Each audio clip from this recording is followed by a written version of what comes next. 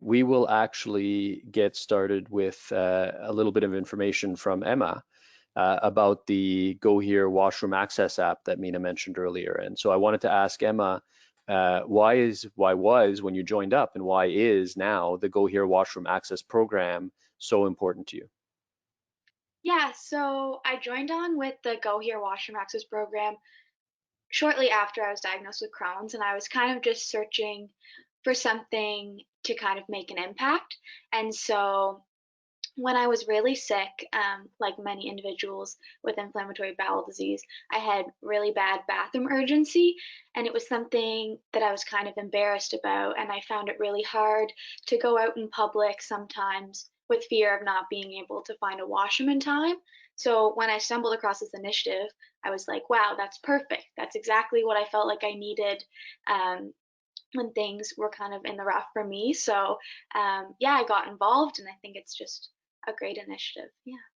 Excellent. And was this kicked off? Were you ever denied access to a washroom, a public washroom? I hadn't been, but I had also been kind of awkward to ask sometimes. So sometimes in different places, the washroom might be hidden and you have to ask a staff member for access. So I wasn't necessarily denied, but with the Go Here initiative, the washroom is open, no questions asked. So I find it more kind of reassuring. Yeah, and I'm sure it's the experience of audience members that many people have been denied access to washrooms. I mean, I know my own family members have been denied access to washrooms and they don't have IBD. And I know my own kids, and I don't know how you deny a child access to washrooms, but I know that there have been places that have denied access to washrooms in young kids as well. So it's certainly a big problem out there, and I think it's great that the Go Here washroom app is sort of helping alleviate that, meaning you can find some place quicker, and also helping to raise awareness that it's not really acceptable to deny people access to washrooms. Yeah, Um, when the Go Here program came to Calgary, my dad actually had prostate cancer. He was getting treatment with radiation therapy, and I remember that my mom telling me and my dad telling me a story, but they went to a pharmacy, and he when he had to go to the bathroom, he had to go, and even in a pharmacy, they weren't giving him access. And it was right when we were launching it here, so it became a really important personal story, not just because of my relationship to all my patients who have inflammatory bowel disease, but just to hear from my dad through his experiences too. yeah. Um, so when it first started, how was the Go Here program received by businesses and the IBD community?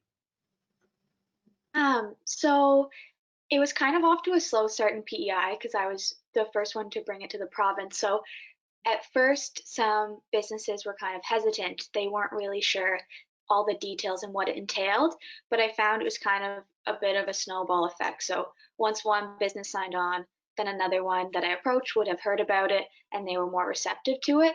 And eventually, I had businesses coming to me being like, this is a great initiative and I want to be a part of it.